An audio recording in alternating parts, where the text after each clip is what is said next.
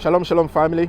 A very good evening to you. It's your boy Kweku Efriye coming your way again this evening. And we are still on the topic, studying the wisdom behind the success of the snake. As you all know, we have been instructed in scripture to be as wise as the serpent, but innocent as the dove. And I remember pointing out yesterday that there was one of the points that I needed to make in yesterday's video, but due to time constraints, I wasn't able to do that. And so I promised to make that point in a video today. So hopefully today's video is not going to be too long as compared to the others. And I'm looking forward to it, that you will use this as, you know, you will use this to help you expand your understanding about the wisdom behind the success of the snake. So yesterday, the point I wanted to make was about the eyesight of the snake. The snake is known to be infamously poor eyesighted. The snake has got a very poor eyesight. And you will understand, you agree with me on this, why the snake has such a poor eyesight. It has eyes all right, but it doesn't see properly. Why is that so?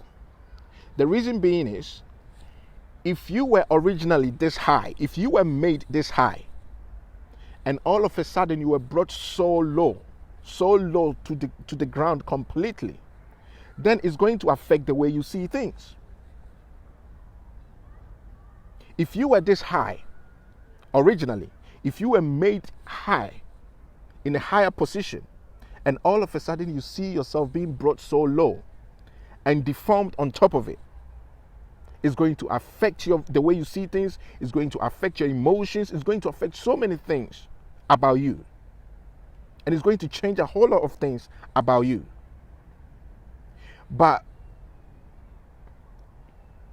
although his eyesight has been affected dramatically, we still see the snake making miracles, making wonders, surviving all the ages that has gone past up till today. Surviving all the ages that has gone past up to date. And you wonder why and how he managed to do that. And that is what we are going to go into. Remember that it said in scripture that without vision the people perish. So the snake should have perished long time ago if his vision has been so impaired. But snake is still here. As it stands, when danger is coming, because his vision is not so good, it shouldn't be here even by now. But the snake is still here. So how did he do it? How did the snake beat the odds and still here, being successful? Brothers and sisters, you know, the snake will definitely have a problem with the eyes. Why? Because because it's so low and it's on the ground, any little air that blows is going to carry dust right into his eyes and right into his nostrils. And you can imagine how uncomfortable that will be. And so I personally believe that the snake moves about most of the time with its eyes closed. Because if that isn't the case, so many things will get into his eyes that his eyes is going to itch all the time, that he will lose it completely. Even for the little moment he will use those eyes to help him, you know, escape certain dangers. If he doesn't keep his eyes closed, moving about most of the time, he's going to lose his eyes completely. And so the snake, in his wisdom, has strategized how he sees things. It's not everything that the snake will open his eyes onto.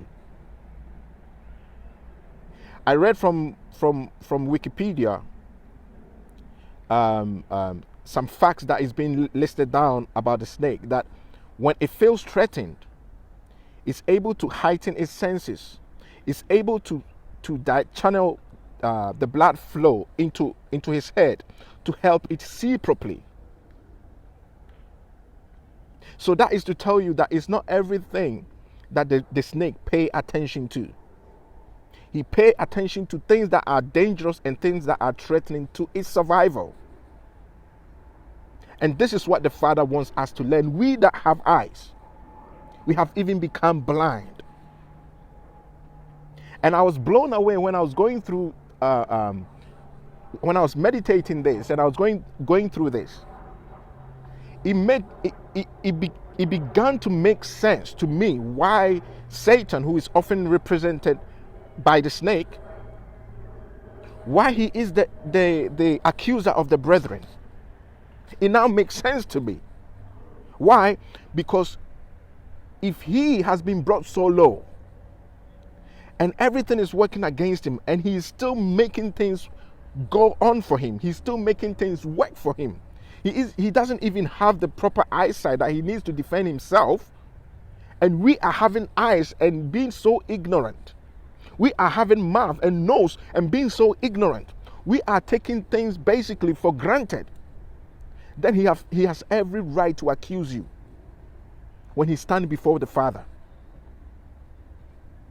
All we do is that we have cut ourselves off from using the things that has been favored unto us. And all we do is complain. We are complaining here and there. And this, I believe, is why Satan is always successful, standing before the Father accusing us.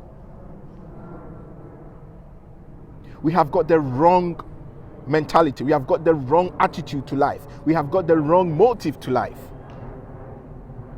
And when I say this specifically to black people. We are so favored in life that without anybody's help, without us going out and begging other people, we can work things out and make things happen for ourselves.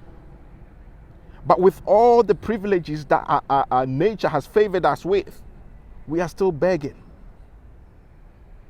And so the devil or Satan is always going to be successful accusing us before the Father, without a doubt.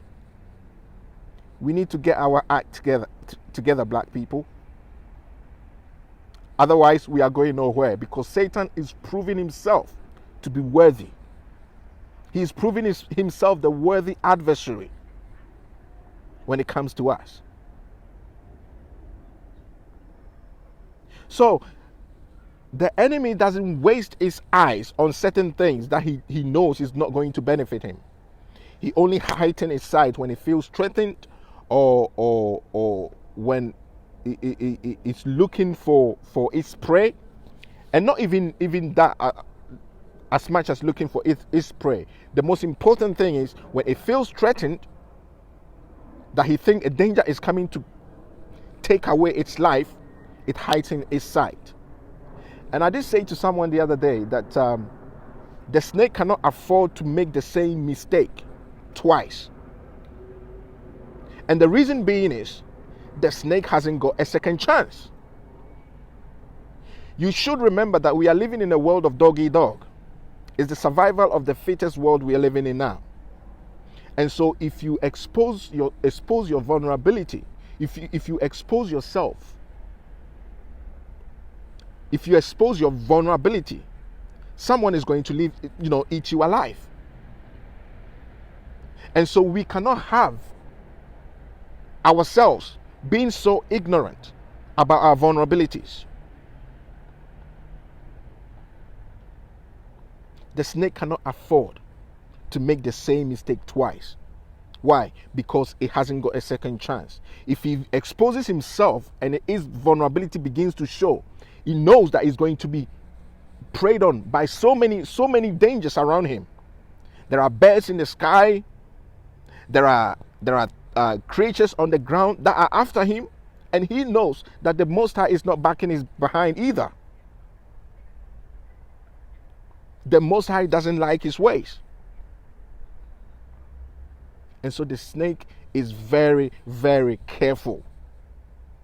And that is what the sheep of today, the sheep of our Mashiach, we have to do. We have to learn and become.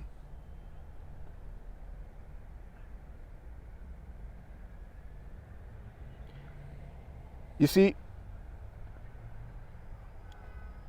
because it doesn't see properly, it has resulted to sticking its tongue out all the time, so to have a sense or a feel of its surroundings. So as you see the snake move, anyone that has seen snake before, I'm sure you have, on TV, on videos and all that, you see the snake sticking its tongue out all the time, and at the tip of its tongue is divided into two like this, and the tongue is so sensitive that it allows you to study the things around it. The wisdom behind that is that the snake will look at both sides of everything that he touches. He will not just be narrow-minded and be one-sided concerning things. He will look at the pros and at the cons of whatever he touches or whatever he faces. The sheep is not like that. The sheep believes things so easily and so sharply that it doesn't give itself the time to evaluate things. Those two filaments, or those two divided, the tongue that is divided into two, is to evaluate the things that the sheep faces, the snake faces. And when you are evaluating things, you do not just look at one side of it, but on both sides, so that it will have an informed decision going forward. And if the snake fell here today, come tomorrow, he's going to record all the vibes or all the information regarding that circumstance within him, so that anywhere he goes and he recalls or he retrieves that file which exposes that same circumstance or conditions, he knows what to do. This is what we need to be doing as sheep of the Mashiach in these last days. So brothers and sisters, although the serpent has got a very poor eyesight, it has managed to survive life, to survive all the challenges that is being thrown against it in life by nature, and it has survived all the ages up to date. So we have no excuse whatsoever. If he is doing it, then we that have pure eyes, we have good eyes, we have good senses, should do way better. We've got no excuse before the Father. And this is why Satan has been so successful accusing the brethren before the Father. So it's about time we stop the complaining and start actually getting things done. When I came to this revelation, I'm like, man, enough of the complaining. Now is the time for me to be so forefront with things. If I want to do something and the means are not there for me to do, there are so many other things that I can busy myself with. There are so many other things that I can do in that same magnitude to get things done. You know, if you have 3 different things to do and you are doing one here and it's not working, leave it and go to the next. Maybe by the time you finish this one, you will get more understanding, or you get more insight, or you get more resources to help you do this. So that is life now, going forward as the sheep of the Mashiach. That way we would bring ourselves from poverty, we will bring ourselves from so many dangers, from so many traps that is out there waiting for our souls. So this is where I leave this one. I can't, if I'm not careful, we're going to go over 15 minutes. But let this help you to expand your own understanding about the wisdom behind the snake. Literally, someone that is blind is still making it. You have your sight. What excuse have you got? We should stop making ourselves disabled mentally and waking up to get things done. The snake is very conscious of this, and so he learned from he learns so fast, and he doesn't leave his experiences in life. His experiences are always with him, and he's in tune with his past all the time, so that he doesn't repeat the mistakes he did yesterday. If he's so lucky to escape a mistake today, you can bet your last dime on it that the snake is not going to repeat that same mistake tomorrow. Okay? And so let's learn this, and let's make this work for us going forward. With that being said, it's your brother Kweku Afriye.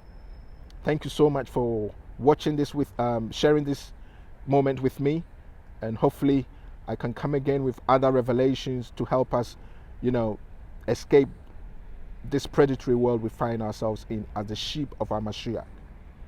Until then, shalom.